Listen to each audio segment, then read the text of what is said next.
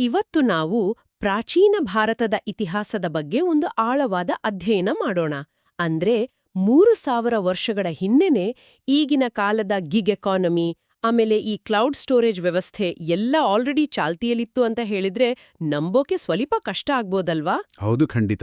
ಮೇಲ್ನೋಟಕ್ಕೆ ಇದು ಅಸಾಧ್ಯ ಅಂತ ಅನ್ನಿಸಿದ್ರೂ ಆ ಕಾಲದ ಸಮಾಜದ ರಚನೆ ಬಹುತೇಕ ಹೀಗೇನೇ ಇತ್ತು. ಅದೇ, ಒಬ್ಬನೇ ವ್ಯಕ್ತಿ ಬೆಳಗ್ಗೆ ಮರಗೆಲ್ಸ ಮಾಡಿ ಮಧ್ಯಾಹ್ನ ರೋಗಿಗಳಿಗೆ ಔಷಧಿ ಕೊಟ್ಟು ಆಮೇಲೆ ಸಂಜೆ ಬಟ್ಟೆ ನೇಯುವಂಥ ಒಂದು ಅದ್ಭುತ ವೃತ್ತಿ ಸ್ವಾತಂತ್ರ್ಯ ಇತ್ತು. ಜೊತೆಗೆ ಯಾವುದೇ ಹಾರ್ಡ್ ಡಿಸ್ಕ್, ಕಂಪ್ಯೂಟರ್ ಅಥವಾ ಬರೆಯಕ್ಕೆ ಒಂದು ಸಣ್ಣ ಕಾಗದ ಕೂಡ ಇಲ್ಲದ ಕಾಲದಲ್ಲಿ ಲಕ್ಷಾಂತರ ಪದಗಳ ದೊಡ್ಡ ಜ್ಞಾನಭಂಡಾರ ಯಾವುದೇ ದೋಷ ಇಲ್ಲದೆ ಒಂದು ಪೀಳಿಗೆಯಿಂದ ಇನ್ನೊಂದು ಪೀಳಿಗೆಗೆ ಹೋಗ್ತಿತ್ತು. ಎಕ್ಸಾಕ್ಟ್ಲಿ. ನಮ್ಮ ಇಂದಿನ ಈ ಡೀಪ್ ಡೈವ್ ಗುರಿ ಅದೇ.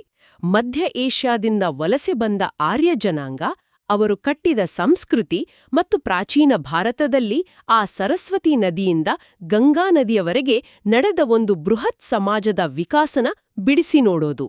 ನೋಡಿ, ನಮ್ಮ ಮುಂದಿರುವ ದಾಖಲೆಗಳ ಪ್ರಕಾರ ಈ ವಿಕಾಸನ ನಾವು ಪೂರ್ವ ವೇದಕಾಲ ಮತ್ತು ಉತ್ತರ ವೇದಕಾಲ ಅಂತ ಎರಡು ಭಿನ್ನ ಪ್ರಪಂಚಗಳಾಗಿ ನೋಡ್ಬೋದು. ಸರಿ, ಇದನ್ನೀಗ ಬಿಡಿಸಿ ನೋಡೋಣ.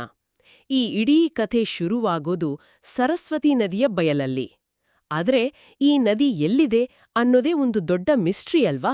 ಹೌದು, ಇದು ಇತಿಹಾಸಕಾರರ ನಡುವೆ ಇರೋ ಬಹುದೊಡ್ಡ ಚರ್ಚೆ. ಕೆಲವರಿದು ರಾಜಸ್ಥಾನದ ಥಾರ್ ಮರುಭೂಮಿಯಲ್ಲಿ ಈಗ ಬತ್ತಿ ಹೋಗಿರೋ ಘಗ್ಗರ್ ಹಕ್ರ ನದಿ ಅಂತಾರೆ. ಓಹೋ. ಮತ್ತೆ ಕೆಲವರು ಇಲ್ಲ, ಇದು ಅಫ್ಘಾನಿಸ್ತಾನದಲ್ಲಿ ಹರಿಯೋ ಹೆಲ್ಮಂಡ್ ನದಿ ಅಂತ ವಾದ ಮಾಡ್ತಾರೆ. ಭೌಗೋಳಿಕವಾಗಿ ಆ ನದಿ ಎಲ್ಲೇ ಇದ್ರೂ ಆ ನದಿಯ ದಡದಲ್ಲೇ ಇಡೀ ಭಾರತೀಯ ಉಪಖಂಡದ ಸಾಂಸ್ಕೃತಿಕ ತಳಹದಿ ನಿರ್ಮಾಣ ಆಯಿತು ಅನ್ನೋದು ಬಹಳ ಮುಖ್ಯವಾದ ವಿಚಾರ. ಖಂಡಿತ.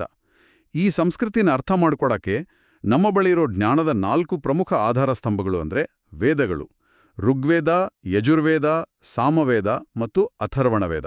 ಈ ದಾಖಲೆಗಳನ್ನ ಓದ್ತಾ ಇದ್ದಾಗ ನನಗೊಂದು ದೊಡ್ಡ ಪ್ರಶ್ನೆ ಕಾಡ್ತು. ಯಾವುದೇ ಬರವಣಿಗೆಯ ಲಿಪಿ ಇಲ್ಲದ ಕಾಲದಲ್ಲಿ ಕೇವಲ ಬಾಯಿಂದ ಬಾಯಿಗೆ ಇಷ್ಟೊಂದು ದೊಡ್ಡ ಜ್ಞಾನನ ರವಾನಿಸೋಕೆ ಹೇಗೆ ಸಾಧ್ಯ ಆಯಿತು? ಅಂದ್ರೆ ಅದು ಕೇವಲ ಜ್ಞಾಪಕ ಶಕ್ತಿಯ ಪ್ರಶ್ನೆ ಆಗಿರ್ಲಿಲ್ಲ. ಇವತ್ತಿನ ನಮ್ಮ ಕ್ಲೌಡ್ ಸ್ಟೋರೇಜ್ ಸರ್ವರ್ಗಳ ಮೇಲೆ ನಿಂತಿದ್ರೆ ಅವರ ಇಡೀ ಡೇಟಾ ಬ್ಯಾಕಪ್ ಸಿಸ್ಟಮ್ ಕೇವಲ ಮನುಷ್ಯನ ಮೆದುಳಿನ ಮೇಲೆ ನಿಂತಿತ್ತು ಅಲ್ವಾ? ಎಕ್ಸಾಕ್ಟ್ಲಿ. ಅದೊಂದು ಗಣಿತದ ಸೂತ್ರದ ತರಹ ಹೆಣೆದಿದ್ದ ಅತ್ಯಂತ ಶಿಸ್ತುಬದ್ಧವಾದ ಟೆಕ್ನಾಲಜಿ ಆಗಿತ್ತು. ವೇದ ಅಂದ್ರೇನ ಜ್ಞಾನ. ಆ ಜ್ಞಾನನ ಉಳಿಸ್ಕೊಳ್ಳೋಕ್ಕೆ ಅವರು ಘನ, ಜಟ ಅನ್ನೋ ಸಂಕೀರ್ಣ ಪಠಣ ವಿಧಾನಗಳನ್ನ ಡೆವಲಪ್ ಮಾಡಿದ್ರು. ಓ, ಘನ ಮತ್ತೆ ಜಟ ಅಂದ್ರೆ ಒಂದು ವಾಕ್ಯದ ಪದಗಳನ್ನ ಮುಂದಕ್ಕೆ ಮತ್ತೆ ಹಿಂದಕ್ಕೆ ಒಂದು ನಿರ್ದಿಷ್ಟ ಲಯದಲ್ಲಿ ಪಠಿಸ್ತಾ ಇದ್ರು.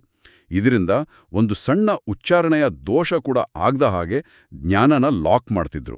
ವಾವ್, ನಿಜಕ್ಕೂ ಮೈಂಡ್ ಬ್ಲೋಯಿಂಗ್ ಟೆಕ್ನಿಕ್ ಇದು. ಹೌದು. ಈ 4 ವೇದಗಳಲ್ಲಿ ಅತ್ಯಂತ ಹಳೆಯದು ಋಗ್ವೇದ. ಈ ಋಗ್ವೇದ ರಚನೆಯಾದ ಕಾಲಘಟ್ಟವನ್ನೇ ನಾವು ಪೂರ್ವ ವೇದಕಾಲ ಅಂತ ಕರಿತೀವಿ. ಸರಿ, ಹಾಗಾದ್ರೆ ಉಳಿದ 3 ವೇದಗಳು? ಉಳಿದ ಯಜುರ್ವೇದ, ಸಾಮವೇದ ಮತ್ತೆ ಅಥರ್ವಣ ವೇದಗಳು ರಚನೆಯಾದ ಕಾಲನ ಉತ್ತರ ವೇದಕಾಲ ಅಂತ ಕರೀತಾರೆ. ಓಕೆ. ಈ ಅದ್ಭುತ ಜ್ಞಾನನ ಮೆದುಳಲ್ಲಿ ಹೊತ್ತಿದ್ದ ಆ ಕಾಲದ ಜನರ ದಿನನಿತ್ಯದ ಬದುಕು ಹೇಗಿತ್ತು ಅಂತ ನೋಡದೆ ಪೂರ್ವ ವೇದಕಾಲ ನಿಜಕ್ಕೂ ಒಂದು ಸುವರ್ಣಯುಗ ತರಹ ಕಾಣುತ್ತೆ. ಖಂಡಿತವಾಗಿಯೂ. ಕೃಷಿ ಮತ್ತೆ ಪಶುಪಾಲನೆ ಅವರ ಮುಖ್ಯ ಉದ್ಯೋಗ ಆಗಿತ್ತು. ಆದ್ರೆ ನಂಗೆ ತುಂಬಾ ಆಶ್ಚರ್ಯ ಆಗಿದ್ದು ಆ ಕಾಲದಲ್ಲಿದ್ದ ಆ ವೃತ್ತಿ ಸ್ವಾತಂತ್ರ್ಯ. ನಾವು ಮೊದ್ಲೇ ಮಾತಾಡಿದ ಆ ಗಿಗ್ ಎಕಾನಮಿ ವಿಷಯ ಇಲ್ಲೇ ಬರೋದು. ಹೌದೌದು. ಹುಟ್ಟಿನ ಆಧಾರದ ಮೇಲೆ ಯಾರು ಯಾವ ಕೆಲ್ಸ ಮಾಡಬೇಕು ಅನ್ನೋ ಕಟ್ಟುಪಾಡುಗಳೇ ಇರ್ಲಿಲ್ಲ ಅಲ್ವಾ? ತಂದೆ ವೈದ್ಯನಾಗಿದ್ರೆ ಮಗ ಬಡಗಿಯಾಗಿರಬಹುದು, ತಾಯಿ ಬಟ್ಟೆ ನೇಯುವವಳಾಗಿರ್ಬಹುದು. ಆ ಲೆವೆಲ್ನ ಫ್ರೀಡಮ್ ಇತ್ತು. ನಿಜ. ಇದು ಆಧುನಿಕ ಸಮಾಜಕ್ಕೂ ಮಾದರಿಯಾಗುವಂತ ವ್ಯವಸ್ಥೆ. ಆದ್ರೆ ಇಲ್ಲೊಂದು ಪ್ರಶ್ನೆ ಬರುತ್ತೆ. ಈಗಿನ ಗಿಗ್ ಎಕಾನಮಿಯಲ್ಲಿ ನಾವು ಆಪ್ ಮೂಲಕ ಕೆಲ್ಸ ಹುಡುಕಿ ಡಿಜಿಟಲ್ ದುಡ್ಡು ತಗೊಳ್ತೀವಿ. ಯಾವುದೇ ನಾಣ್ಯಗಳೇ ಇರದ ಆ ಕಾಲದಲ್ಲಿ ಸಂಭಾವನೆ ಹೇಗೆ ಕೊಡ್ತಿದ್ರು? ಇದು ತುಂಬಾ ಇಂಟ್ರೆಸ್ಟಿಂಗ್ ಪಾಯಿಂಟ್. ಆ ಕಾಲದ ಆರ್ಥಿಕತೆಯ ಕೇಂದ್ರ ಬಿಂದು ಅಂದ್ರೆ ಹಸುಗಳು. ಓ, ಹಸುಗಳ? ಹೌದು. ಹಸುಗಳನ್ನ ಕೇವಲ ಪ್ರಾಣಿಗಳಾಗಿ ನೋಡ್ತಿರ್ಲಿಲ್ಲ. ಅವೇ ಅವರ ಪಾಲಿನ ಅತಿದೊಡ್ಡ ಸಂಪತ್ತು ಅಥವಾ ಕರೆನ್ಸಿ ಆಗಿತ್ತು. ಈಗ ಒಬ್ಬ ಬಡಗಿ ಒಂದು ರಥ ಮಾಡಿಕೊಟ್ರೆ ಅವನಿಗೆ ಪ್ರತಿಯಾಗಿ ಕೆಲವು ಹಸುಗಳನ್ನ ಕೊಡ್ತಿದ್ರು. ಅಂದ್ರೆ ಯಾರತರ ಎಷ್ಟು ಹಸು ಇದೆ ಅನ್ನೋದೇ ಅವರ ಸ್ಟೇಟಸ್ ಸಿಂಬಲ್ ಆಗಿತ್ತಾ? ಎಕ್ಸಾಕ್ಟ್ಲಿ. ಇದು ಎಷ್ಟರ ಮಟ್ಟಿಗೆ ಇತ್ತು ಅಂದ್ರೆ ಯುದ್ಧಗಳು ನಡೆಯುತ್ತಿದ್ದದ್ದೇ ಹಸುಗಳಿಗಾಗಿ. ಋಗ್ವೇದದಲ್ಲಿ ಯುದ್ಧನ ಗವಿಷ್ಠಿ ಅಂತ ಕರೆದಿದ್ದಾರೆ. ಗವಿಷ್ಠಿ? ಹೌದು, ಅಂದ್ರೆ ಹಸುಗಳ ಹುಡುಕಾಟ ಅಂತ ಅರ್ಥ. ಈ ಚಲಿಸುವ ಸಂಪತ್ತೇ ಅವರ ಇಡೀ ಆರ್ಥಿಕತೆನ ಕಂಟ್ರೋಲ್ ಮಾಡ್ತಿತ್ತು. ಹಸುಗಳಿಗಾಗಿ ಯುದ್ಧಗಳು ನಡೀತಿತ್ತು ಅಂದ್ರೆ ಆ ಯುದ್ಧನ ಮುನ್ನಡ್ಸೋಕೆ ಒಂದು ಬಲವಾದ ರಾಜಕೀಯ ವ್ಯವಸ್ಥೆ ಇರ್ಲೇಬೇಕಲ್ವಾ? ಆ ಕಾಲದ ರಾಜ ಸರ್ವಾಧಿಕಾರಿಯಾಗಿದ್ದನಾ? ಇಲ್ಲ, ಅಲ್ಲಿ ಅದ್ಭುತವಾದೊಂದು ಬ್ಯಾಲೆನ್ಸ್ ಇತ್ತು. ಪೂರ್ವ ವೇದಕಾಲದಲ್ಲಿ ರಾಜ ಕೇವಲ ಆರ್ಯರ ಒಂದು ಬುಡಕಟ್ಟಿನ ಮುಖ್ಯಸ್ಥನಾಗಿದ್ದ ಅಷ್ಟೇ. ಓ, ಅಂದ್ರೆ ಅವನಿಗೆ ಅಬ್ಸಲ್ಯೂಟ್ ಪವರ್ ಇರ್ಲಿಲ್ವಾ? ಇರ್ಲಿಲ್ಲ. ಅವನ ಮುಖ್ಯ ಕೆಲಸ ಯುದ್ಧದ ಟೈಮಲ್ಲಿ ಜನರನ್ನ ಲೀಡ್ ಮಾಡೋದು ಮತ್ತೆ ಜನರ ಪ್ರಾಣ, ಆಸ್ತಿ, ಧನಕರುಗಳನ್ನ ರಕ್ಷಣೆ ಮಾಡೋದು. ಇನ್ನೊಂದು ಮುಖ್ಯವಾದ ವಿಷಯ ಅಂದ್ರೆ ರಾಜತ್ವ ವಂಶಪಾರಂಪರ್ಯ ಆಗಿರ್ಲಿಲ್ಲ. ಅಂದ್ರೆ ರಾಜನ ಮಗನೇ ರಾಜ ಆಗ್ಬೇಕು ಅಂತೇನೂ ಇರ್ಲಿಲ್ಲ. ಖಂಡಿತ ಇರ್ಲಿಲ್ಲ. ರಾಜನಿಗೆ ಆಡಳಿತದಲ್ಲಿ ಸಲಹೆ ಕೊಡೋಕೆ ಸಭಾ, ಸಮಿತಿ ಮತ್ತೆ ವಿಧಾತ ಅನ್ನೋ ಪ್ರಜಾಸತ್ತಾತ್ಮಕ ಸಂಸ್ಥೆಗಳಿದ್ವು. ಇವು ಈಗಿನ ಕಾಲದ ಪಾರ್ಲಿಮೆಂಟ್ ತರನೇ ಕೆಲಸ ಮಾಡ್ತಿದ್ವಾ? ಬಹುತೇಕ ಹಾಗೇನೆ. ವಿಧಾತ ಅನ್ನೋದು ತುಂಬಾ ಪ್ರಾಚೀನವಾದ ಹಿರಿಯನನ್ನ ಒಳಗೊಂಡ ಸಭೆಯಾಗಿತ್ತು. ಸಮಿತಿ ಅಂದ್ರೆ ಬುಡಕಟ್ಟಿನ ಎಲ್ಲಾ ಜನಸೇಗೂ ಸಾಮಾನ್ಯ ಸಭೆ. ಮತ್ತೆ ಸಭಾ ಅನ್ನೋದು ಆಯ್ದ ಪ್ರಮುಖರ ಮಂಡಳಿ. ಅಂದ್ರೆ ಅಧಿಕಾರ ಸಂಪೂರ್ಣವಾಗಿ ವಿಕೇಂದ್ರೀಕರಣ ಆಗಿತ್ತು ಅಂತಾಯ್ತು. ಹೌದು. ಈ ಸಂಸ್ಥೆಗಳ ಒಪ್ಪಿಗೆ ಇಲ್ಲದೆ ರಾಜ ಯಾವುದೇ ನಿರ್ಧಾರನ ಏಕಪಕ್ಷೀಯವಾಗಿ ತಗೊಳ್ಳೋ ಹಾಗಿರ್ಲಿಲ್ಲ.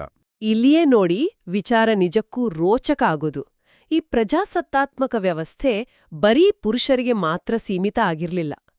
ಪೂರ್ವವೇದ ಕಾಲದ ಮಹಿಳೆಯರ ಸ್ಥಾನಮಾನದ ಬಗ್ಗೆ ಓದುವಾಗ ಆ ಸಮಾಜದ ಪ್ರಬುದ್ಧತೆ ಬಗ್ಗೆ ನಿಜಕ್ಕೂ ಆಶ್ಚರ್ಯ ಆಗುತ್ತೆ. ನಿಜ, ಮಹಿಳೆಯರಿಗೆ ಪುರುಷರಷ್ಟೇ ಸಮಾನವಾದ ಸ್ಥಾನ ಇತ್ತು. ಹೌದು, ಹೆಣ್ಣು ಮಕ್ಕಳಿಗೂ ಉನ್ನತ ಶಿಕ್ಷಣ ಅಂದ್ರೆ ವೇದಾಧ್ಯಯನಕ್ಕೆ ಸಂಪೂರ್ಣ ಅವಕಾಶ ಇತ್ತು.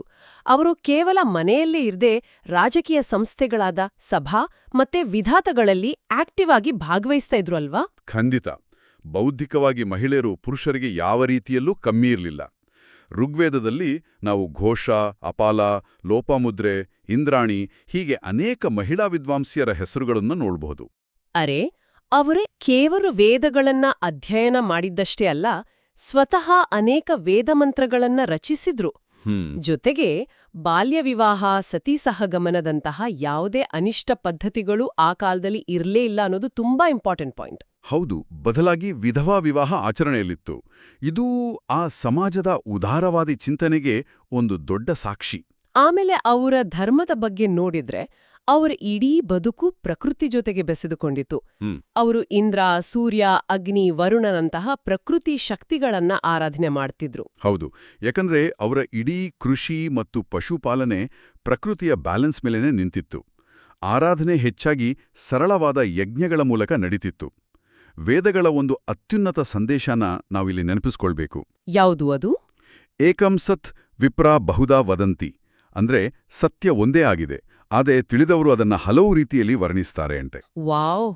ಇದೆಲ್ಲ ಕೇಳ್ತಾ ಇದೆ ಅದೊಂದು ಪರ್ಫೆಕ್ಟ್ ಆದರ್ಶ ಸಮಾಜ ಆಗಿತ್ತು ಅಂತ ಅನ್ಸುತ್ತೆ.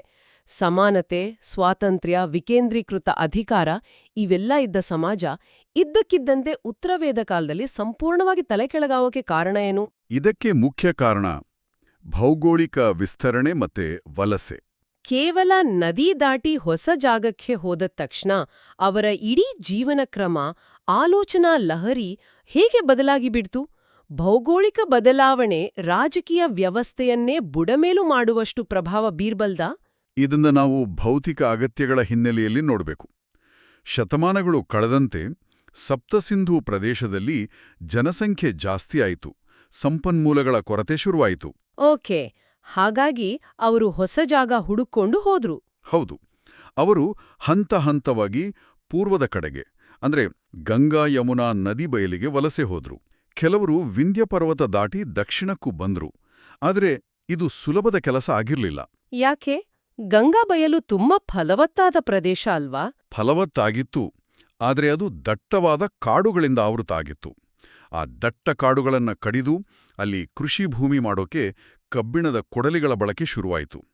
ಇದಕ್ಕೆ ಬೃಹತ್ ಪ್ರಮಾಣದ ಮಾನವ ಶ್ರಮ ಬೇಕಾಗಿತ್ತು. ಓ, ಅಂದ್ರೆ ಸಣ್ಣ ಪುಟ್ಟ ಬಣಗಳಾಗಿದ್ದವರು ಈಗ ದೊಡ್ಡ ಭೂಪ್ರದೇಶನ ಆಕ್ರಮಿಸ್ಕೊಂಡು ಅದನ್ನ ನಿಯಂತ್ರಿಸೋ ದೊಡ್ಡ ಸವಾಲನ್ನ ಫೇಸ್ ಮಾಡಬೇಕಾಯ್ತು. ನಿಖರವಾಗಿ. ಸಣ್ಣ ಬುಡಕಟ್ಟನ್ನ ಮ್ಯಾನೇಜ್ ಮಾಡೋದು ಬೇರೆ, ವಿಶಾಲವಾದ ಸಾಮ್ರಾಜ್ಯನ ಕಟ್ಟೋದು ಬೇರೆ. ಇದನ್ನ ನಾವು ವಿಶಾಲ ದೃಷ್ಟಿಕೋನದಿಂದ ನೋಡಿದಾಗ ಈ ಹೊಸ ವಿಸ್ತಾರವಾದ ಭೂಮಿನ ಕಂಟ್ರೋಲ್ ಮಾಡಕ್ಕೆ ಬಲವಾದ ಕೇಂದ್ರೀಕೃತ ನಾಯಕತ್ವದ ಅವಶ್ಯಕತೆ ಬಂತು. ಹಾಗಾಗಿ ಸಣ್ಣ ಬಣಗಳ ನಾಯಕನಾಗಿದ್ದ ರಾಜ ಈಗ ದೊಡ್ಡ ಸಾಮ್ರಾಜ್ಯಗಳ ಸರ್ವಾಧಿಕಾರಿಯಾದ ಅಲ್ವಾ? ಹೌದು, ರಾಜ ಬಲಿಷ್ಠನಾದಂತೆ ಅಧಿಕಾರನ ತನ್ನ ಕುಟುಂಬದಲ್ಲೇ ಉಳಿಸ್ಕೊಳ್ಳಕ್ಕೆ ರಾಜತ್ವ ವಂಶಪಾರಂಪರ್ಯ ಆಯಿತು. ರಾಜ್ಯ ವಿಸ್ತರಣೆಗಾಗಿ ಅಶ್ವಮೇಧ, ರಾಜಸೂಯದಂತಹ ದೊಡ್ಡ ದೊಡ್ಡ ಯಾಗಗಳು ಶುರುವಾದವು. ಅಧಿಕಾರ ಒಬ್ಬನ ಕೈಯಲ್ಲಿ ಸೇರ್ತಾ ಇದೆ ಅಂದ್ರೆ ಆ ಪ್ರಜಾಸತ್ತಾತ್ಮಕ ಸಂಸ್ಥೆಗಳ ಕಥೆ ಏನಾಯ್ತೋ? ಸಭಾ, ಸಮಿತಿ ಎಲ್ಲ ಇದ್ವಲ್ಲ? ಆ ಸಂಸ್ಥೆಗಳು ತಮ್ಮ ಅಸ್ತಿತ್ವನ ಕಳಕೊಂಡವು. ಪ್ರಜೆಗಳ ಕೈಯಲ್ಲಿದ್ದ ಅಧಿಕಾರ ರಾಜನ ಮುಷ್ಟಿಗೆ ಸೇರಿತು. ವಿಧಾತ ಅನ್ನೋ ಪ್ರಾಚೀನ ಸಂಸ್ಥೆ ಸಂಪೂರ್ಣವಾಗಿ ಕಣ್ಮರೆಯಾಯಿತು. ಆಮೇಲೆ ಸಭಾ ಮತ್ತೆ ಸಮಿತಿಗಳು? ಅವು ಕೇವಲ ರಾಜನ ಆಪ್ತರು ಮತ್ತೆ ಶ್ರೀಮಂತರು ಸೇರೋ ವೇದಿಕೆಗಳಾಗಿ ಬದಲಾದವು. ಅಂದ್ರೆ ರಾಜಕೀಯ ಅಧಿಕಾರ ಕೇಂದ್ರೀಕೃತ ಆದಂತೆ ಸಮಾಜದ ನಿಯಮಗಳು ಕೂಡ ಕಠಿಣ ಆಗ್ತಾ ಹೋಯ್ತು. ಹಾಗಾದ್ರೆ ಇದರ ಒಟ್ಟಾರೆ ಅರ್ಥ ಏನು? ಪೂರ್ವ ವೇದಕಾಲದಲ್ಲಿದ್ದ ಆ ಸುಂದರವಾದ ವೃತ್ತಿ ಸ್ವಾತಂತ್ರ್ಯ ಏನಾಯ್ತು? ಅದು ಸಂಪೂರ್ಣವಾಗಿ ನಾಶವಾಯಿತು. ಸಮಾಜ ಕಠಿಣವಾದ ವರ್ಣವ್ಯವಸ್ಥೆಗೆ ಸಿಲುಕುಕೊಳ್ತು. ಇದು ಕೇವಲ ಬದಲಾವಣೆಯಲ್ಲ, ಇದೊಂದು ವ್ಯವಸ್ಥಿತವಾದ ಕಂಟ್ರೋಲ್ ಮಾಡೋ ತಂತ್ರ ತರಹ ಕಾಣಿಸ್ತಿದೆ. ಕಾಯಕದ ಆಧಾರದ ಮೇಲಿದ್ದ ಸಮಾಜ ಇದ್ದಕ್ಕಿದ್ದಂತೆ ಹುಟ್ಟಿನ ಆಧಾರದ ಮೇಲೆ ಬ್ರಾಹ್ಮಣ, ಕ್ಷತ್ರಿಯ, ವೈಶ್ಯ, ಶೂದ್ರ ಅಂತ ಯಾಕೆ ಒಡೀತು? ಇದಕ್ಕೆ ನೇರವಾದ ಕಾರಣ ಅಂದ್ರೆ ಸಂಪತ್ತಿನ ಕ್ರೋಢೀಕರಣ ಮತ್ತೆ ಅದನ್ನ ಕಾಯ್ದುಕೊಳ್ಳೋ ಸ್ವಾರ್ಥ. ಗಂಗಾಬೈಲಲ್ಲಿ ಕೃಷಿ ಜಾಸ್ತಿಯಾದಂತೆ ಭೂಮಿನೇ ದೊಡ್ಡ ಸಂಪತ್ತಾಯಿತು. ಸರಿ. ಯಾರು ಜ್ಞಾನ ಮತ್ತೆ ಧಾರ್ಮಿಕ ವಿಧಿಗಳನ್ನ ಕಂಟ್ರೋಲ್ ಮಾಡ್ತಿದ್ರೋ ಅವರು ಬ್ರಾಹ್ಮಣರಾದರು. ಯಾರು ಶಸ್ತ್ರಾಸ್ತ್ರ ಹಿಡಿದು ಭೂಮಿನ ಕಂಟ್ರೋಲ್ ಮಾಡಿದರೋ ಅವರು ಕ್ಷತ್ರಿಯರಾದರು. ವ್ಯಾಪಾರ ಕೃಷಿ ಮಾಡೋರು ವೈಶ್ಯರಾದರು. ಮತ್ತೆ ಕೇವಲ ದೈಹಿಕ ಶ್ರಮ ಹಾಕೋರು ಶೂದ್ರರಾದ್ರು. ಹೌದು, ಈ ಅಧಿಕಾರ, ಜ್ಞಾನ ಮತ್ತೆ ಸಂಪತ್ತು ತಮ್ಮ ತಮ್ಮ ಕುಟುಂಬಗಳಲ್ಲೇ ಶಾಶ್ವತವಾಗಿ ಉಳಿಬೇಕು ಅನ್ನೋ ಉದ್ದೇಶದಿಂದ ವೃತ್ತಿಗಳನ್ನ ಹುಟ್ಟಿನ ಆಧಾರದ ಮೇಲೆ ಕಡ್ಡಾಯ ಮಾಡಿದ್ರು. ಅಂದ್ರೆ ಶೂದ್ರರಾಗಿ ಹುಟ್ಟಿದ್ರೆ ಎಷ್ಟೇ ಪ್ರತಿಭೆ ಇದ್ರೂ ರಾಜ ಆಗೋಕೆ ಸಾಧ್ಯ ಇರಲಿಲ್ಲ. ಎಂಥ ಕಠಿಣ ಗೋಡೆಗಳನ್ನ ಕಟ್ಟಿದ್ರು ಅಲ್ವಾ? ಜೊತೆಗೆ ಒಂದೇ ಮೂಲದವರನ್ನ ಗುರ್ತಿಸೋ ಗೋತ್ರ ಪದ್ಧತಿ ಕೂಡ ಇದೇ ಟೈಮಲ್ಲಿ ಶುರುವಾಗಿದ್ದು. ಖಂಡಿತ. ಇದು ರಕ್ತ ಸಂಬಂಧದ ಶುದ್ಧತೆನ ಕಾಪಾಡೋಕೆ ತಂದ ಪದ್ಧತಿ. ಇಷ್ಟಕ್ಕೆ ನಿಲ್ದೆ ಮನುಷ್ಯನ ಇಡೀ ಜೀವನನೇ ಕಂಟ್ರೋಲ್ ಮಾಡೋಕೆ ಚಾತುರಾಶ್ರಮ ಅನ್ನೋ ವ್ಯವಸ್ಥೆನೂ ಜಾರಿಗೆ ಬಂತು. ಬಾಲ್ಯದಲ್ಲಿ ಬ್ರಹ್ಮಚರ್ಯ, ಆಮೇಲೆ ಗೃಹಸ್ಥ, ಮುಪ್ಪಿನಲ್ಲಿ ವಾನಪ್ರಸ್ಥ, ಕೊನೆಗ ಸನ್ಯಾಸ. ಇದರ ಹಿಂದೇನೂ ಏನಾದ್ರೂ ರಾಜಕೀಯ ತಂತ್ರ ಇತ್ತಾ? ಖಂಡಿತವಾಗೂ ಇತ್ತು. ಇದು ಸಮಾಜದ ಯುವಜನರಿಗೆ ಅಧಿಕಾರನ ಪಾಸ್ ಮಾಡೋ ಒಂದು ಸುಗಮ ಮಾರ್ಗ ಆಗಿತ್ತು. ವಯಸ್ಸಾದಂತೆ ಮನುಷ್ಯ ಕಾಡಿಗೋಗಿ ಸನ್ಯಾಸ ಸ್ವೀಕರಿಸಬೇಕು ಅನ್ನೋ ನಿಯಮ ತರೋದ್ರಿಂದ ಹಳೆಯ ತಲೆಮಾರಿನ ಕೈಯಲ್ಲೇ ಅಧಿಕಾರ ಶಾಶ್ವತವಾಗಿ ಉಳಿದ ಹಾಗೆ ನೋಡ್ಕೊಂಡ್ರು. ಕೌಟುಂಬಿಕ ಕಲಹಗಳನ್ನ ತಪ್ಪಿಸೋಕೆ ಮಾಡಿದ್ದ ಸೋಷಿಯಲ್ ಇಂಜಿನಿಯರಿಂಗ್ ಇದು. ಆದ್ರೆ ಇವೆಲ್ಲದರ ನಡುವೆ ನಾವು ಅತಿ ಹೆಚ್ಚು ಕಾಳಜಿ ವಹಿಸಿ ಚರ್ಚೆ ಮಾಡಬೇಕಾದ ಕರಾಳ ಅಧ್ಯಾಯ ಅಂದ್ರೆ ಮಹಿಳೆಯರ ಸ್ಥಾನಮಾನದಲ್ಲಿ ಆದ ಭಾರೀ ಕುಸಿತ. ಹೌದು, ಇದು ಬಹಳ ದುರದೃಷ್ಟಕರ ಬೆಳವಣಿಗೆ. ಎಲ್ಲಿ ಪೂರ್ವ ವೇದಕಾಲದಲ್ಲಿ ಮಹಿಳೆ ವೇದಗಳನ್ನ ರಚಿಸ್ತಾ ಇದ್ಲೋ, ಉತ್ತರ ವೇದಕಾಲದಲ್ಲಿ ಅವಳನ್ನ ಕೇವಲ ಮನೆಯ 4 ಗೋಡೆಗಳ ಮಧ್ಯೆ ಬಂಧಿಸಲಾಯಿತು. ಅವಳಿಂದ ಶಿಕ್ಷಣದ ಹಕ್ಕನ್ನ ಕಸಿದುಕೊಂಡ್ರು, ರಾಜಕೀಯ ಸಂಸ್ಥೆಗಳಿಂದ ದೂರ ಇಟ್ರು. ಸತೀ ಸಹಗಮನ, ಬಾಲ್ಯ ವಿವಾಹ ಇವೆಲ್ಲ ಶುರುವಾಗಿದ್ದು ಸಮಾಜನ ಎಷ್ಟೊಂದು ಹಿಂದಕ್ಕೆ ಕೊಂಡೊಯ್ತು ಅಲ್ವಾ? ನಿಜ. ಈ ಕುಸಿತಕ್ಕೆ ಪ್ರಮುಖ ಕಾರಣ ಅಂದ್ರೆ ಆಸ್ತಿಯ ಮೇಲಿನ ಒಡೆತನ. ಆಸ್ತಿ ತಂದೆಯಿಂದ ಮಗನಿಗೆ ಹೋಗೋ ವ್ಯವಸ್ಥೆ ಬಂದಾಗ ಪಿತೃತ್ವದ ಬಗ್ಗೆ ಯಾವುದೇ ಅನುಮಾನ ಇರಬಾರ್ದು ಅಂತ ಪುರುಷ ಪ್ರಧಾನ ಸಮಾಜ ಮಹಿಳೆಯರ ಸ್ವಾತಂತ್ರ್ಯನ ಕಸಿದುಕೊಳ್ತು.